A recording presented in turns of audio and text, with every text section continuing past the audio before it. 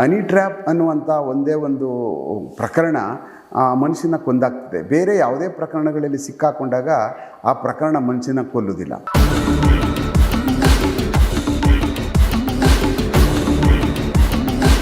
ನನ್ನ ಲೆಕ್ಕದಲ್ಲಿ ಈ ಸುಪಾರಿ ಕಿಲ್ಲರ್ಗಿಂತ ಕೊಲೆಗಡಕರಿಗಿಂತ ಕೆಟ್ಟ ಮನಸ್ಥಿತಿ ಅದು.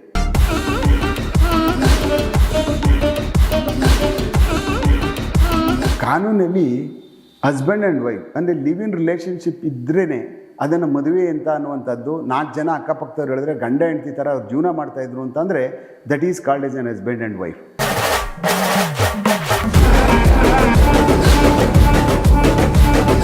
ಈಗ ಎಲ್ಲೋದ್ರೂ ನಿಮಗೆ ಯಾವುದೇ ಕಡೆ ಯಾವುದೇ ಲಾಡ್ಜ್ಗಳೇ ಆಗಲಿ, ನೀವು ಯಾವುದೇ ಹೋಟೆಲ್ಗಳಲ್ಲಿ ಆಗಲಿ ಅವ್ರು ಏನೂ ಕೇಳಲ್ಲ.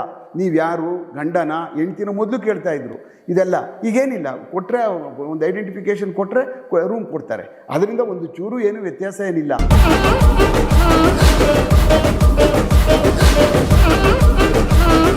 ಹಿಂದೆ ರಾಮಾಯಣದ ಕಾಲದಲ್ಲೂ ಇತ್ತು, ಮಹಾಭಾರತ ಕಾಲದಲ್ಲೂ ಇತ್ತು, ಹೌದಲ್ವಾ? ಈಗಲೂ ಇದೆ. ಮುಂದೆ ಇನ್ನೊಂದು ಯಾರಾದರೂ ದೇವರು ಉಟ್ಕೊಂಡು ಆ ಕಾಲದಲ್ಲೂ ಇದಿರುತ್ತೆ. ಮನುಷ್ಯ ಎಲ್ಲಿವರೆಗೂ ಇರ್ತಾನೆ ಅಲ್ಲಿವರೆಗೂ ಅಕ್ರಮ ಸಂಬಂಧಗಳು ಇದ್ದೇ ಇರ್ತವೆ.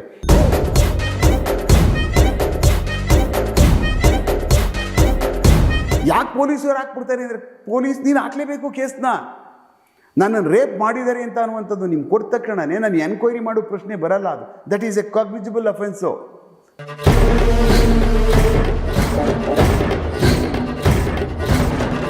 ಕಾನೂನು ಇರುವುದೇ ಹೆಣ್ಮಕ್ಳಿಗೆ.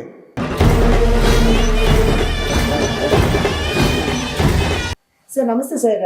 ಸರ್ ಹನಿ ಟ್ರ್ಯಾಪ್ ಅಂದ್ರೆ ಏನು ಸರ್? ಆಕ್ಚುಲಿ ಹನಿ ಟ್ರ್ಯಾಪ್ ಹುಡುಗನ ವಿಚಾರದಲ್ಲೇನು ಹುಡುಗಿ ವಿಚಾರದಲ್ಲೇನು ಕಂಪ್ಲೇಂಟ್ ಯಾರು ಮೊದಲು ಕೊಟ್ರೆ ಕನ್ಸಿಡರ್ ಆಗುತ್ತೆ ಸರ್? ನೋಡಿ, ಹನಿ ಟ್ರ್ಯಾಪ್ ಅನ್ನುವಂಥ ವಿಚಾರ ಬಹಳ ದೊಡ್ಡ ಒಂದು ವಿಚಾರ. ಇದು ಹನಿ ಟ್ರ್ಯಾಪ್ ಅನ್ನುವಂಥ ಒಂದೇ ಒಂದು ಪ್ರಕರಣ ಮನುಷ್ಯನ ಕೊಂದಾಗ್ತದೆ. ಬೇರೆ ಯಾವುದೇ ಪ್ರಕರಣಗಳಲ್ಲಿ ಸಿಕ್ಕಾಕೊಂಡಾಗ ಆ ಪ್ರಕರಣ ಮನುಷ್ಯನ ಕೊಲ್ಲುವುದಿಲ್ಲ. ಈ ಹನಿ ಟ್ರ್ಯಾಪ್ ಅನ್ನುವಂಥ ಪ್ರಕರಣದಲ್ಲಿ ಅವನನ್ನು ಕೊಲ್ತದೆ, ಅವನ ಸುತ್ತ ಇರ್ತಕ್ಕಂಥ ಅವನ ಸಂಬಂಧಿಕರನ್ನ ಕೊಲ್ತದೆ, ಅವನು ಸುತ್ತ ಕಟ್ಕೊಂಡಿರ್ತಕ್ಕಂಥ ನಿರ್ಮಾಣ ಮಾಡ್ಕೊಂಡಿರ್ತಕ್ಕಂಥ ಒಂದು ಸಂಬಂಧದ ಏನು ಸಂಕೋಲೆ ಇರ್ತದೋ ಅದನ್ನು ಕೊಂದುಬಿಡುತ್ತೆ. ಅಂದರೆ ನಮ್ಮ ಜೀವನ ಏನು ಅಂತಂದರೆ ಮರ್ಯಾದೆ ಅಂತ ಅನ್ನುವಂಥದ್ದು. ಯಾವಾಗ ಈ ಒಂದು ಹನಿ ಟ್ರ್ಯಾಪ್ ಒಳಗಡೆ ನಾನು ಸಿಗಾಕೊಂಡಿದ್ದೀನಿ, ನನ್ನನ್ನು ಬ್ಲ್ಯಾಕ್ಮೇಲ್ ಮಾಡ್ತಾ ಇದ್ದಾರೆ, ಇಲ್ಲಾಂದರೆ ನನ್ನನ್ನು ಈಗ ಒಳಗಡೆ ಸಿಗಾಕೊಂಡು ಆದಮೇಲೆ ನಿನ್ನನ್ನು ಸೋಷಿಯಲ್ ಮೀಡಿಯಾಗೆ ಹಾಕ್ತೀನಿ, ಇಲ್ಲ ನಿನ್ನನ್ನು ಕೊಂದಾಕ್ತೀನಿ, ನೋಡು ನಿನ್ನ ಗಂಡಂಗೆ ತಿಳಿಸ್ತೀನಿ, ಇದೆಲ್ಲ ಒಂದು ಇದಾವಲ್ಲ, ಈ ಒಂದು ಪ್ರಕರಣಗಳಿದಾವಲ್ಲ, ಇವುಗಳ ಯಾರೇ ಮಾಡಿದ್ರೂ, ಆ ಎಣ್ಣೆ ಮಾಡಿದ್ರೆ ಆಗಲಿ ಗಂಡೆ ಮಾಡಿದ್ರು ಅದು ಅನಾಚಾರ. ಅದು ನನ್ನ ಲೆಕ್ಕದಲ್ಲಿ ಅತ್ಯಂತ ಎತ್ತರದ ಕ್ರಿಮಿನಲ್ ಪ್ರವೃತ್ತಿ ಅದು. ಇದೆಲ್ಲ ಮಾಡಿಕೊಂಡು ಅವ್ರಿಗೆ ಇವಳಿಗೆ ಅವಕಾಶ ಸಿಗದೆ ಹೋಗಲಿ, ಇಲ್ಲ ಇವನಿಗೆ ಅವಕಾಶ ಸಿಗದೆ ಇದ್ದಾಗ ಅವನ ಮೇಲೆ ವ್ಯತಿರಿಕ್ತವಾದಂಥ ಕೆಟ್ಟ ಪರಿಣಾಮಗಳು ಬೀರ್ಕೊಂಡು ಅದೇನೇ ಆದರೂ ನಿನ್ನನ್ನು ನಾನು ನಿಗ್ರಹಿಸ್ತೀನಿ, ನಿನ್ನನ್ನು ಬಿಡಲ್ಲ, ನಿನ್ನನ್ನು ಪಡೆದೇ ಪಡ್ಕೊಳ್ತೀನಿ ಅಂತ ಗಂಡಸು, ಇವಳು ಇಲ್ಲ ನಿನ್ನಿಂದ ನಾನು ಏನು ಮಾಡಬೇಕು, ನಿನ್ಗೆ ಹೇಗೆ ನಾನು ಆಟ ಆಡಿಸ್ಬೇಕು ಅಂತ ಅಂದ್ಬಿಟ್ಟು ಅಂತ ಇವಳ ಹಠ ಎರಡನ್ನೂ ಬಿಟ್ಟು, ಅಂದರೆ ತನ್ನತ್ವ ಅವರ ಹತ್ರ ಏನು ಅಸ್ತಿತ್ವ ಇರ್ತದಲ್ಲ, ಈ ಮನುಷ್ಯನ ಸೆಲೆ ಅಂತ ಕರಿತೇವೆ, ನಾವು ಏನು ನಿರ್ಮಿಸ್ಕೊಂಡಿರ್ತೀವಲ್ಲ ನಮ್ಮದೇ ಆದಂಥ ಒಂದು ಕೋಟೆ, ಅದರಿಂದ ಆಚೆ ನೆಗೆದು ಬಂದು ನಾನು ಹೊರ ಸಮಾಜಕ್ಕೆ ತಿಳಿಸ್ತೀನಿ ನಾವೇನು ಅಂತ ಅನ್ನುವಂಥದ್ದು ಒಂದು ದೊಡ್ಡ ನಿರ್ಧಾರ ತಗೋತಾರಲ್ಲ, ಅದೇ ನನ್ನ ಲೆಕ್ಕದಲ್ಲಿ ಅವರೆಲ್ಲೋ ಒಂದು ವೀಕ್ ಇದ್ದಾರೆ ಅಂತ. ಅಂದರೆ ಎಲ್ಲ ತಡ್ಕೊಂಡಿರಬೇಕು ಅಂತ ಅಲ್ಲ ಪ್ರಶ್ನೆ, ಎಲ್ಲ ತಡ್ಕೊಬಿಟ್ಟು ಎಲ್ಲ ಯಾರಿಗೂ ತಿಳಿಸ್ದೆ, ಅಪ್ಪ ಅಮ್ಮಂಗೆ ತಿಳಿಸ್ದೆ, ಭಾಳ ಹತ್ತಿರದಲ್ಲಿರ್ತಕ್ಕಂಥ ಸಂಬಂಧಿಕರಿಗೆ ತಿಳಿಸ್ದೆ, ಅಣ್ಣ ತಮ್ಮದಿರಿಗೆ ತಿಳಿಸ್ದೆ, ಏನೋ ಸೋಷಿಯಲ್ ಮೀಡಿಯಾದ ತುಂಬ ಜನ ನಡೀತಾವೆ ಇದರಲ್ಲಿ. ಹೇಗೋ ಈ ಎಲ್ಲ ಸೋಷಿಯಲ್ ಮೀಡಿಯಾಗಳಲ್ಲಿದ್ದೀವಿ ನಾವು. ತುಂಬ ಜನ ಸೋಷಿಯಲ್ ಮೀಡಿಯಾಗಳನ್ನ ಬೆಳಗ್ಗೆ ಎದ್ದ ಅಂದರೆ ಒಂಥರ ಮೊಬೈಲ್ ಹೆಂಗಿದ್ರೆ ತಲೆ ಕೂದಲಿದ್ದಂಗೆ. ಈಗ ತಲೆ ಕೂದಲಿಲ್ಲ ಅಂದರೆ ಎಷ್ಟು ನಾವು ಕೇರ್ ತಗೋತೀವೋ ಅದೇ ಥರ ಮೊಬೈಲ್ ಇಲ್ಲ ಅಂದರೂ ಅದೇ ಥರ ತಗೊಳ್ತೀವಿ. ಆ ಕಾರಣಕ್ಕೋಸ್ಕರನೇ ಈ ಹನಿ ಟ್ರ್ಯಾಪ್ಗಳ ವಿಚಾರಕ್ಕೆ ಬಂದಾಗ ಏನಾಗ್ತದೆ ಅಂತ ಅಂದಾಗ, ಸಂಬಂಧಗಳ ಮಧ್ಯೆ ಬಿರ್ಕುಂಟಾದಾಗ, ಭಾಳ ಹತ್ತಿರದ ಸಂಬಂಧಗಳು ಬಿರ್ಕುಂಟಾದಾಗ ಹನಿ ಟ್ರ್ಯಾಪ್ ಅಂತ ಮಾಡಿ ಇವನ್ನ ಏನಾದರೂ ಮಾಡಿ ಅದರೊಳಗಡೆ ಸಿಕ್ಕಿಸಿ ನನ್ನ ಕ್ಲಚಿಗೆ ತಗೋಬೇಕು ಅನ್ನೋವಂಥ ಒಂದು ಮನೋನಿರ್ಧಾರ ಒಂದು ಮಾಡ್ತಾರೆ. ಇನ್ನೊಂದಿದೆ, ಹನಿ ಟ್ರ್ಯಾಪ್ ಮಾಡಬೇಕು ಅಂತಲೇ ನಿರ್ಧಾರ ಮಾಡಿಕೊಂಡು ಏನಾದರೂ ಮಾಡಿ ಅವನನ್ನು ಹನಿ ಟ್ರ್ಯಾಪಿಗೆ ಸಿಕ್ಕಿಸಿ, ನಾನು ಹನಿ ಟ್ರ್ಯಾಪ್ ಮಾಡೋದಕ್ಕೆ ಸಿದ್ಧ ಇದ್ದೀನಿ ಅಂತ ಅಂದ್ಕೊಂಡು ಬೇರೆಯವರಿಂದ ಅದರಿಂದ ಹಣ ಸುಪಾರಿ ತಗೊಂಡು ಅವನನ್ನು ಕೆಡ್ಗಿ ಅವನ ಕಡೆಯಿಂದ ಅದನ್ನು ಹನಿ ಟ್ರ್ಯಾಪ್ಗೆ ಸಂಬಂಧಪಟ್ಟಂಥ ಏನೇನು ಬೇಕೋ ವಿಡಿಯೋಗಳನ್ನ ಇವಳು ಮುಖಾಂತರ ಮಾಡಿಸ್ಕೊಂಡು ತಗೊಂಡು ಬಂದು ಅದನ್ನು ಸೋಷಿಯಲ್ ಮೀಡಿಯಾಗೆ ಹಾಕ್ತೀನಿ, ಮತ್ತು ಅದನ್ನು ನಾನು ಬೇರೆಯವ್ರಿಗೆ ತಲುಪಿಸ್ತೀನಿ ಅಂತ ಅನ್ನುವಂಥದ್ದು ಇದೆಯಲ್ಲ, ನನ್ನ ಲೆಕ್ಕದಲ್ಲಿ ಈ ಸುಪಾರಿ ಕಿಲ್ಲರ್ಗಿಂತ ಕೊಲೆಗಡಕರಿಗಿಂತ ಕೆಟ್ಟ ಮನಸ್ಥಿತಿ ಅದು. ಅಂಥದ್ರಲ್ಲಿ ಆ ವಿಚಾರದಲ್ಲಿ ನಾವು ಅವ್ರಿಗೆ ಎಂಟರ್ಟೈನ್ ಮಾಡಬಾರ್ದು. ಅವ್ರನ್ನ ನಾವು ಭಾಳ ಘೋರಾಪರಾಧಿಗಳು ಅಂತ ತೀರ್ಮಾನ ಮಾಡಿ ಅವ್ರನ್ನ ದಸ್ತಗಿರಿ ಮಾಡಿ ಜೈಲಿಗೆ ಕಳಿಸ್ಬೇಕಾದಂಥದ್ದು. ಮೊದಲನೇ ಪಾರ್ಟ್ ಹಂಗಲ್ಲ, ಸಾಮಾಜಿಕವಾಗಿ ಬೇರ್ಪಡ್ತಾರೆ, ಸಾಮಾಜಿಕದಲ್ಲಿ ಏನೋ ವೈಯಕ್ತಿಕವಾಗಿ ಅವರಿಬ್ಬರು ಹರ್ಷ ಬಂದ್ಬಿಡುತ್ತೆ, ಅವರಿಬ್ಬರು ಸಂಬಂಧ ಇರ್ತದೆ ಪೂರ್ಣ ಪ್ರಮಾಣದ್ದು. ಎಲ್ಲ ಇದ್ದಾಗ ಏನಾಗುತ್ತೆ, ದ್ವೇಷ ಮಾಡೋಕ್ಕೆ ಶುರು. ನಾನು ಯಾರೋ ಫ್ರೆಂಡ್ಗಳು ಕರಿತಾ ಇದ್ರು, ಆಮೇಲೆ ಅವ್ರನ್ನ ಕರ್ಕೊಬಂದು ಬಿಡೋದು, ಇವ್ರನ್ನ ಕರ್ಕೊಬಂದು ನಮ್ಮದು ಅವನ ಜೊತೆ ಇರು ಅಂತ ಹೇಳೋದು, ಇದನ್ನೆಲ್ಲ ಮಾಡ್ತಾ ಇರೋ ಕಾರಣಕ್ಕೋಸ್ಕರನೇ ಇವ್ರು ಈಗೇನೆ ನಂದೊಂದು ಹನಿ ಟ್ರ್ಯಾಪ್ ಮಾಡೋಕ್ಕೋಸ್ಕರ ವಿಡಿಯೋ ಮಾಡ್ಕೊಬಿಟ್ಟಿದ್ದಾರೆ. ಅವತ್ತೊಂದು ದಿವಸ ಎಲ್ಲೋ ಇಟ್ಕೊಂಡಿದ್ದಾರೆ, ಅದೆಲ್ಲಿ ಮಾಡ್ಕೊಂಡಿದ್ದಾರೋ ಮಾಡ್ಕೊಂಡಿರಲೋ ಅದು ಬೇರೆ ವಿಚಾರ. ಈ ಥರದ್ದೆಲ್ಲ ಹನಿ ಟ್ರ್ಯಾಪ್ಗಳ ವಿಚಾರದಲ್ಲಿ ಬಂದಾಗ ಅದು ಪೊಲೀಸರುಗಳು ಭಾಳ ಅತ್ಯಂತ ಎಚ್ಚರಿಕೆಯಿಂದ ಇಲ್ಲಿ ನಾವು ನಡ್ಕೋಬೇಕಾದಂಥ ಸಾಮಾಜಿಕ ಜವಾಬ್ದಾರಿ ಪೊಲೀಸರ ಮೇಲೆ ಜಾಸ್ತಿ ಇರುತ್ತೆ ಇಂಥ ಪ್ರಕರಣಗಳಲ್ಲಿ. ಸರ್, ಇದು ಹುಡುಗರಿಗೆ ಸಂಬಂಧಪಟ್ಟ ಹಾಗೆ ಹೇಳಿದ್ರೆ, ಮಹಿಳೆಯರಲ್ಲಿ ಅವರು ಪ್ರಾಮಾಣಿಕವಾಗಿದ್ದು ತುಂಬಾ ವರ್ಷ ಸಂಬಂಧಗಳಿರುತ್ತೆ, ಕನಿಷ್ಠ ಒಂದು 5-6 ವರ್ಷ ಸಂಬಂಧ ಇರುತ್ತೆ. ಫೋಟೋಸ್ಗಳು, ಜನರಲ್ ಫೋಟೋಗಳು, ಆಡಿಯೋ, ಕಂಪ್ಲೇಂಟ್ ಎಲ್ಲ ಇರುತ್ತೆ. ಆದ್ರೆ ಇವರಿಬ್ಬರ ಮಧ್ಯೆ ಬ್ರೇಕ್ ಆಗಿದ ತಕ್ಷಣ ಅಕಸ್ಮಾತ್ ಹುಡುಗನಿಗೆ ಏನಾದ್ರು ದುಡ್ಡಿದ್ರೆ ಹುಡುಗಿ ಮೇಲೆ ಆರೋಪ ಮಾಡಕ್ ಸ್ಟಾರ್ಟ್ ಮಾಡ್ತಾರೆ. ಅಂದ್ರೆ ಹುಡುಗಿಗೆ ಆ ಸಂಬಂಧ ಉಳಿಸ್ಕೊಳಕ್ ಇಷ್ಟ ಇದ್ರು ಎಲ್ಲಿ ಸಮಾಜದಲ್ಲಿ ಮರ್ಯಾದೆ ಹೋಗುತ್ತೋ ಅಂತ ಹೇಳಿ ಕಂಪ್ಲೇಂಟ್ ಕೊಡಲ್ಲ. ಕಂಪ್ಲೇಂಟ್ ಯಾರು ಕೊಟ್ರೆ ಬೆಸ್ಟ್, ಫಸ್ಟ್ ಕೊಡೋದು ಕಂಪ್ಲೇಂಟ್ ಕನ್ಸಿಡರ್ ಆಗುತ್ತಾ? ಇಲ್ಲ ಅಂದ್ರೆ ಹುಡುಗ ತಾನ್ ಬಚಾವ್ ಆಗೋಸ್ಕರ ಇವ್ಳು ನಾನು ಹನಿ ಟ್ರ್ಯಾಪ್ ಮಾಡಿದ್ಲು, ಒತ್ತಡ ಮಾಡಿದ್ಲು ಅಂತ ಹೇಳೋ ಈ ತರ ಪ್ರಕರಣಗಳು, ಸೆಲೆಬ್ರಿಟಿ ಪ್ರಕರಣ ಜಾಸ್ತಿ ಆಗಿದೆ ಸರ್. ನೋಡಿ, ಕಾನೂನಲ್ಲಿ ಈ ತರ ಇದೆ.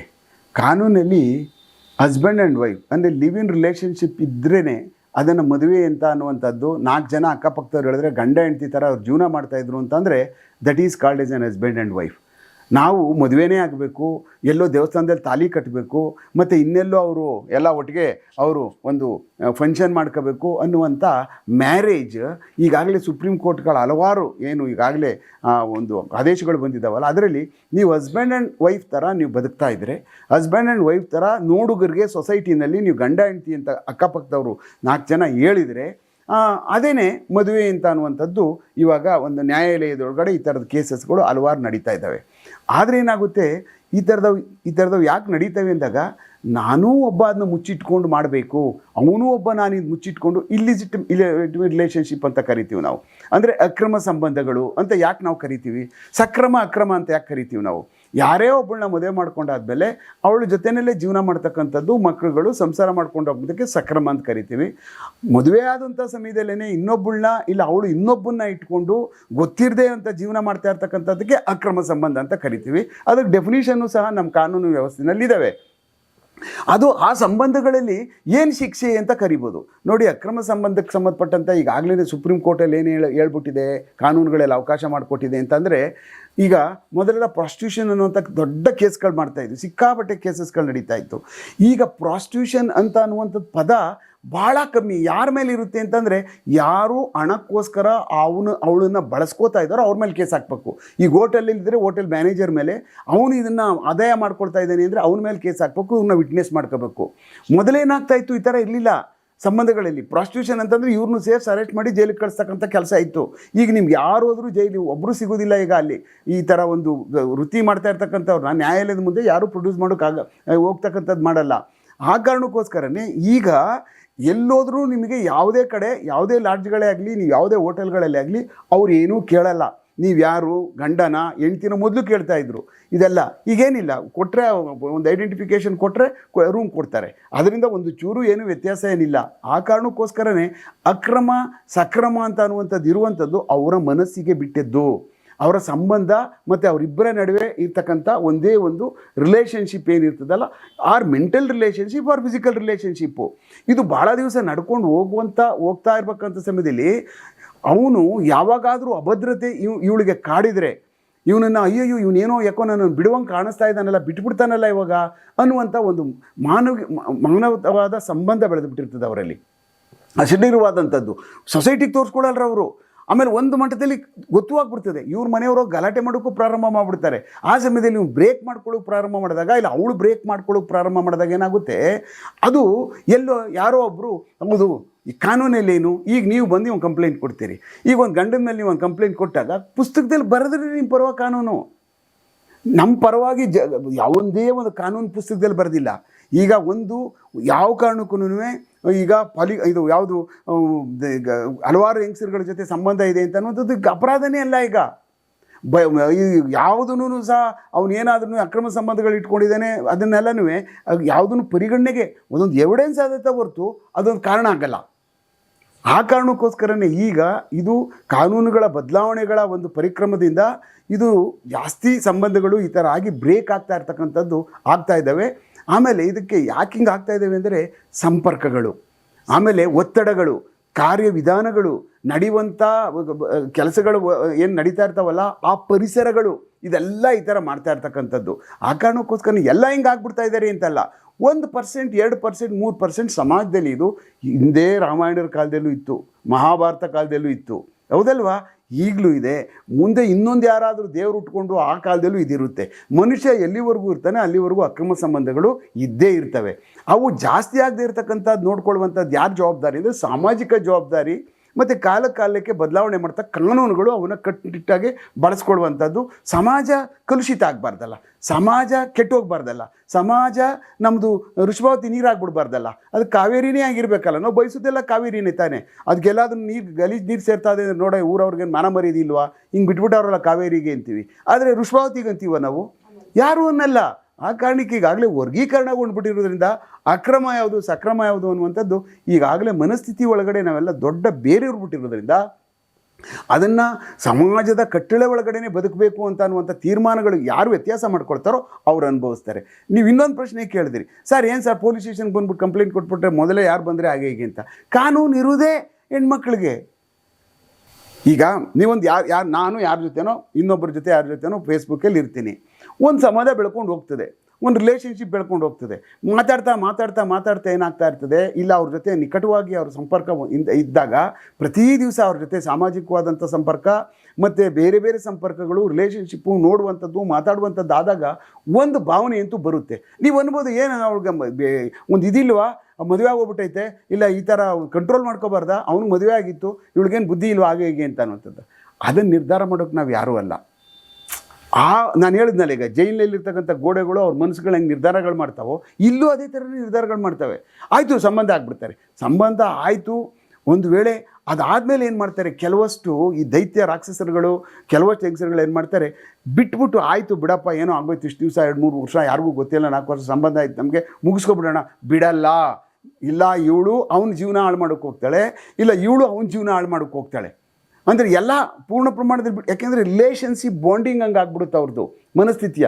ಬಿಟ್ಬಿಟ್ಟು ಹೋಗ್ತಕ್ಕಂಥವ್ರು 15% ಆದರೆ ಏನಾದರೂ ಆಗಲಿ ಬಿಡಲೇಬಾರ್ದು, ನಿರಂತರವಾಗಿ ಇರಲೇಬೇಕು, ಇನ್ಸೆಕ್ಯೂರಿಟಿ ಫೀಲ್ ಆಗ್ತದೆ. ಪರವಾಗಿಲ್ಲ, ಗಂಡನ ಬಿಟ್ಬಿಟ್ರೆ ಪರವಾಗಿಲ್ಲ, ಒಂದು ವೇಳೆ ಗೊತ್ತಾದ್ರೆ ಗಂಡನೂ ಸಾಯಿಸ್ಬಿಡೋಣ ಬಿಡು ಅನ್ನುವಂಥದ್ದು ನಾವು ನೋಡ್ತೀವಿ. ಈಗಾಗಲೇ ಮದುವೆ ಆದಂಥ ಗಂಡನ್ನೇ ಮುಗಿಸ್ಬಿಡ್ತಾಳೆ ಆ ಕಡೆ. ಏನು ಹಿಂಗೆ ಜಾಸ್ತಿ ಆಗೋಯ್ತು ಅವ್ನು ಕಾಟ ಅಂದ್ಬಿಟ್ಟು ಅಂತ ಇವನೇ ಅದೆಲ್ಲ ಹೇಳ್ಕೊಡ್ತಾನೆ, ಇವನೇ ಜೈಲಿಗೆ ಹೋಗ್ತಾನೆ, ಇವರಿಬ್ಬರು ಜೈಲಿಗೆ ಹೋಗ್ಬಿಡ್ತಾರೆ. ನಾವೆಷ್ಟು ಪ್ರಕರಣಗಳ ಪ್ರತಿ ದಿವಸ ನೋಡ್ತೀವಿ ನಾವು. ಅಂಥ ಮನಸ್ಥಿತಿಗಳು ಸಮಾಜದಲ್ಲಿ ಜಾಸ್ತಿ ಆಗದೆ ಇರೋ ಥರ ನೋಡ್ಕೋಬೇಕು ಅಂದಾಗ ಅದೆಲ್ಲ ನಮ್ಮ ಮನಸ್ಥಿತಿಗೆ ಬಿಟ್ಟಂಥದ್ದು. ಅವಕ್ಕೆಲ್ಲ ಕಾರಣ ಏನು ಅಂದರೆ ನಾವು ಬೆಳೀತಾ ಇರುವಂಥದ್ದು, ನಾವು ಯಾವ ಪರಿಸರದಲ್ಲಿ ಇದ್ದೀವಿ ಅಂತ ಅನ್ನುವಂಥದ್ದು, ನಮ್ಮನ್ನು ನಾವು ಎಷ್ಟು ನಿಗ್ರಹದಲ್ಲಿ ಇಟ್ಕೊಂಡಿದ್ದೀವಿ, ನಮ್ಮ ಮನಸ್ಸನ್ನ ಎಷ್ಟು ಹತೋಟಿನಲ್ಲಿ ಇಟ್ಕೊಂಡಿದ್ದೀವಿ ಇಂಥದ್ದು ಆಗ್ತಾ ಇದ್ದಾಗ ಯಾರ ಜೊತೆ ನಾವು ಶೇರ್ ಮಾಡ್ಕೊಳ್ತೀವಿ, ಅವ್ರು ಯಾರು ಇಂಪಾರ್ಟೆಂಟು, ಅವ್ರು ಎಷ್ಟು ಒಳ್ಳೆಯವರು, ಎಷ್ಟು ಒಳ್ಳೆತನ ಇದೆ, ಅದನ್ನು ಕೆಟ್ಟದಾಗ ಬಳಸ್ಕೊಳ್ಳಲ್ವ ಅವರು ಅನ್ನುವಂಥ ತೀರ್ಮಾನ ಯಾರು ತೊಗೋತಾರೆ, ಒಂದು ಹೆಣ್ಣಾದರೂ ತೊಗೋಬೋದು, ಇಲ್ಲ ಒಂದು ಗಂಡಾದರೂ ತೊಗೋಬೋದು. ಅಂಥ ತೀರ್ಮಾನಗಳನ್ನ ತೊಗೊಂಡೋಗ್ಬಿಟ್ಟು ಇನ್ಯಾರೋ ಒಬ್ಬ ನೀಚಿನ ಮುಂದೆ ನೀವೇನಾದರೂ ಹೇಳಿದಾಗ ಏನು ಮಾಡ್ತಾನೆ, ಅದನ್ನು ಎನ್ಕ್ಯಾಶ್ ಮಾಡ್ಕೊಳ್ಳೋಕ್ಕೆ ಹೋಗಿರ್ತಕ್ಕಂಥ ಪ್ರಕರಣಗಳನ್ನು ನಾವು ಹಲವಾರು ನೋಡಿದ್ದೀವಿ. ಆ ಕಾರಣಕ್ಕೆ ಎಲ್ಲ ನಿರ್ಧಾರಗಳು ಬೇಡ ಬೇಕು ಅನ್ನುವಂಥ ನಿರ್ಧಾರಗಳು, ಎಲ್ಲ ಕೆಟ್ಟ ನಿರ್ಧಾರಗಳು, ಎಲ್ಲ ತೀರ್ಮಾನಗಳು ತಗೊಳ್ಳುವಂಥ ನಮ್ಮ ಮನಸ್ಸುಗಳೇ ಅದಾದಮೇಲೆ ಬೇರೆಯವ್ರ ಕೈಗೆ ಕೊಡುವಂಥ ಪರಿಸ್ಥಿತಿ ಬಂದಾಗ ನಮ್ಮ ತೀರ್ಮಾನಗಳು ನಾವೆಲ್ಲೋ ಫೇಲ್ ಆಗಿಬಿಟ್ವಿ ಜೀವನದಲ್ಲಿ ಅಂತ ಅನ್ನುವಂಥದ್ದು. ಆ ಕಾರಣಕ್ಕೆ ಯಾವುದೇ ಒಂದು ಈ ಥರ ಪ್ರಕರಣಗಳಲ್ಲಿ ಬಂದಾಗ ರೇಪ್ ಅನ್ನುವಂಥ ಒಂದು ಪದ ಬರುತ್ತೆ, ಹೌದಲ್ವಾ? ಅಂದರೆ ಅತ್ಯಾಚಾರ ಅನ್ನುವಂಥದ್ದು. ನನ್ನನ್ನು ಅತ್ಯಾಚಾರ ಮಾಡ್ದೆ ಇಷ್ಟು ದಿವಸ ಇಟ್ಕೊಂಡು ಅಂತ. ಅರೆ ಅವ್ರು ಬದುಕ್ತಾನೆ ಇರ್ತಾರೆ, 4 ವರ್ಷದಿಂದ ಜೊತೆಲೇ ಇರ್ತಾರೆ, ಲಿವಿಂಗ್ ರಿಲೇಷನ್ಶಿಪ್ಪಲ್ಲಿ ಇರ್ತಾರೆ. ಅದೊಂದು ಪದ ಬಂದಾಗ ಅತ್ಯಾಚಾರ ನಮಗೆ ಮಾಡಿಬಿಟ್ಟ ಅಂತ ಈ ಥರ ನಾವೆಲ್ಲ ಒಟ್ಟಿಗಿದ್ದು ಅಂದಾಗ ನ್ಯಾಯಾಲಯಗಳಿಗೆ ಹೋದಾಗ ಬೇರೆ ವಿಚಾರ ಹೊಡೆದಾಕ್ಬಿಡ್ತಾರೆ. ಈಗ ಇವ್ರು ಒಪ್ಪಂದದಲ್ಲಿ ಇರಲಿಲ್ವಾ ಅಂತ. ರೇಪ್ ಅಂದರೆ ಹೀಗೆ ಅತ್ಯಾಚಾರ ಅಂತಂದರೆ ಇದೇ ಥರ ಆಗಬೇಕು ಅನ್ನುವಂಥದ್ದು ಪ್ರಿಡಿಕ್ಷನ್ಸ್ ಇದ್ದಾವೆ, ಕಾನೂನಲ್ಲಿ ಒಂದು ಅದೇ ಥರ ಬರೆದಿಟ್ಟಿದ್ದಾರೆ. ಇದು ಅಲ್ಲ ಬಿಡು, ಇವಳು ಕನ್ಸೆಂಟಿಂದ ಆಗಿರ್ತಕ್ಕಂಥದ್ದು ಅಂತ ಅಂದ್ಬಿಟ್ಟು ಅಂತ ಯಾಕೆ ಪೊಲೀಸರು ಹಾಕ್ಬಿಡ್ತಾರೆ ಅಂದರೆ, ನೀನು ಹಾಕಲೇಬೇಕು ಕೇಸ್ನ. ನನ್ನನ್ನು ರೇಪ್ ಮಾಡಿದ್ದಾರೆ ಅಂತ ಅನ್ನುವಂಥದ್ದು ನಿಮ್ಗೆ ಕೊಟ್ಟ ತಕ್ಷಣವೇ ನಾನು ಎನ್ಕ್ವೈರಿ ಮಾಡೋ ಪ್ರಶ್ನೆ ಬರಲ್ಲ. ಅದು ದಟ್ ಈಸ್ ಎ ಕಾಗ್ನಿಜಿಬಲ್ ಅಫೆನ್ಸು. ಆ ಕಾರಣಕ್ಕೋಸ್ಕರನೇ ನಾನು ಅದನ್ನ ರೇಪ್ ಅಂತ ಅವನ ಮೇಲೆ 370 ಕೇಸ್ ರಿಜಿಸ್ಟರ್ ಮಾಡಲಿಲ್ಲ ಅಂದರೆ ನನ್ನ ಮೇಲೆ ಕ್ರಮ ಜರುಗಿಸ್ತಕ್ಕಂಥದ್ದಾಗ್ಬಿಡುತ್ತೆ. ಆ ಕಾರಣಕ್ಕೆ ಆಯಮ್ಮ ಕೊಟ್ಟಾದ್ಮೇಲೆ ನಾವು ಕೇಸ್ ರಿಜಿಸ್ಟರ್ ಮಾಡ್ತಕ್ಕಂಥದ್ದು ನಮ್ಮ ಧರ್ಮ. ಅದಾದಮೇಲೆ ಕ್ರಮ ಜರುಗಿಸೋದು ನನ್ನ ತಾಕತ್ತು. ಅದು ಸುಳ್ಳ ನಿಜನ, ನಾನು ಮಾಡಬೇಕಾ ಅವನ್ನ ಮಾಡಬಾರ್ದ ಅನ್ನುವಂಥದ್ದು ತನಿಖೆಯಿಂದ ಗೊತ್ತಾಗ್ತದೆ. ಆ ಕಾರಣದಲ್ಲಿ ಎಲ್ಲ ನಿರ್ಧಾರವನ್ನು ತನಿಖಾಧಿಕಾರಿ ತೊಗೋಬೇಕಾಗ್ತದಾಗ ಅವಾಗ ಒತ್ತಡ ತಂತ್ರ ಶುರುವಾಗ್ತದೆ. ಬಿಡಲ್ರು. ಅವಾಗ ಏನಾಗುತ್ತೆ, ಅವಳು ಸುಮ್ಮನೆ ಕೂತ್ಕೊಳ್ಳಲ್ವಾ, ಸಂಘಟನೆಗೆ ಹೋಗ್ತಾಳೆ, ಮಹಿಳಾ ಸಮಾಜಕ್ಕೆ ಹೋಗ್ತಾರೆ, ಇನ್ನೆಲ್ಲೋ ಹೋಗ್ತಾರೆ. ಹಿಂಗೆಲ್ಲ ಆಯಿತು, 4 ವರ್ಷದಿಂದ ಹಿಂಗೆ ಮಾಡ್ದ, ನಂಗೆ ಜೀವನ ಕೊಡ್ತಾ ಇಲ್ಲ ಹಾಗೆ ಈಗ ಅಂತ ಅಯ್ಯೋ ಅಂತ ಯಾರ ಕಡೆಗೆ ಅಂತಾರೆ ಜಾಸ್ತಿ. ಇವನೇನೋ ಮಾಡಿದ್ದಾನೆ ಅಂತ ಇವಳು ಪರವಾಗಿ ಸಮಾಜ ಅಂದೇ ಎನ್ನುತ್ತೆ. ಅದೆಲ್ಲೋ ಒಂದು ಕಡೆ ಅವಳ ಕಡೆಗೆ ಸಿಗುತ್ತೆ. ಆ ಕಾರಣಕ್ಕೆ ಇವನು ಈ ಥರದ್ದು ಮಾಡಬೇಕಾದಂಥ ಸಮಯದಲ್ಲಿ ಅತ್ಯಂತ ಎಚ್ಚರಿಕೆಯಿಂದ ಇರಬೇಕಾಗಿತ್ತ ಬೇಡವಾ? ಇವನು ಮಾಡ್ಕೋಬೇಕಾದಂಥ ಸಮಯದಲ್ಲೂ ಅತ್ಯಂತ ಎಚ್ಚರಿಕೆಯಿಂದ ಇರಬೇಕಾಗಿತ್ತು. ಇದೆಲ್ಲ ಬೇಡಪ್ಪ, ಕಷ್ಟ ಇದು. ನಾನೋ ಒಂದು ನಾವು ಸುಮ್ಮನೆ ಲಿವಿಂಗ್ ರಿಲೇಷನ್ ಇಟ್ಕೊಂಡು 5-4 ವರ್ಷ ಬಿಟ್ಕೊಂಡು ಹೋಗೋದು ಬೇಡ. ಜೀವನ ಅಲ್ಲ ಅದು. ಒಂದು ಮದುವೆ ಮಾಡ್ಕೊಳ್ಳೋಣ ಲೀಗಲಾಗೆ. ಸಮಾಜದಲ್ಲಿ ನಾನು ಒಬ್ಬ ಮನುಷ್ಯ ಅಂತ ಪ್ರೂವ್ ಮಾಡಿಕೊಂಡು ಸಮಾಜಕ್ಕೆ ತೋರಿಸಿ ಬದುಕೋಣ. ಕಷ್ಟನೋ ಅವೆಲ್ಲ ಇದು ಭಾಳ ಸುಲಭಕ್ಕೆ ಹೋಗ್ತಾರೆ ಕೆಲವು ಜನ ಗಂಡಸು. ಭಾಳ ಡಿಫೆನ್ಸಿವ್ ಮೆಕಾನಿಸಮು. ಯಾರ್ಯಾರು 3 ವರ್ಷ 2 ವರ್ಷ ಹೆಣ್ಮಕ್ಳು ಸಿಕ್ಕಿದ್ರೆ ಹಂಗಂಗೆ ಬಿಟ್ಕೊಂಡು ಹೋಗೋಣ ಬಿಡು ಅನ್ನುವಂಥದ್ದು. ಅಂಥ ಮನಸ್ಥಿತಿಗಳಿಗೆ ಬಲಿ ಹಾಕಬೇಕು. ನಾವು ಅಂಥವ್ರಿಗೆ ಎಂಟರ್ಟೈನ್ ಮಾಡೋಕ್ಕೆ ಹೋಗಬಾರ್ದು. ಏನಪ್ಪ ಕಾನೂನೆಲ್ಲನೂ ಬರೀ ಇವ್ರಿಗೆ ಬರೆದವ್ರೆ, ಏನಪ್ಪ ಈಗ ಇಂಥವ್ರಿಗೂ ನಾವು ಬಲಿ ಹಾಕಲಿಲ್ಲ ಅಂದರೆ ಸಮಾನವಾಗಿ ನಾವು ಎರಡೂ ತೊಗೋಬೇಕಾಗ್ತದೆ. ಆ ಕಾರಣಕ್ಕೆ ಎಲ್ಲ ನಮ್ಮ ಕೈಯಲ್ಲಿರೋದ್ರಿಂದ ನಾವು ನನ್ನ ಲೆಕ್ಕದಲ್ಲಿ ಪೊಲೀಸ್ಗೆ ಭಾಳ ಡಿಸ್ಕ್ರಿಷನರಿ ಪವರ್ ಇದೆ. ಸಮಾಜನ ಒಂದು ಅವ್ರಿಗೆ ಮಾತಾಡುವಂಥದ್ದು, ಕನ್ವಿನ್ಸ್ ಮಾಡುವಂಥದ್ದು, ಮತ್ತು ಅವ್ರಿಗೆ ನಾವು ಎಷ್ಟು ಪೂರಕವಾದಂಥದ್ದನ್ನ ಹೇಳ್ತೀವಿ ಜೀವನದ ಬಗ್ಗೆ ಅಂತ ಅನ್ನುವಂಥದ್ದು ಇದು ಭಾಳ ಇಂಪಾರ್ಟೆಂಟ್ ವಿಷಯ.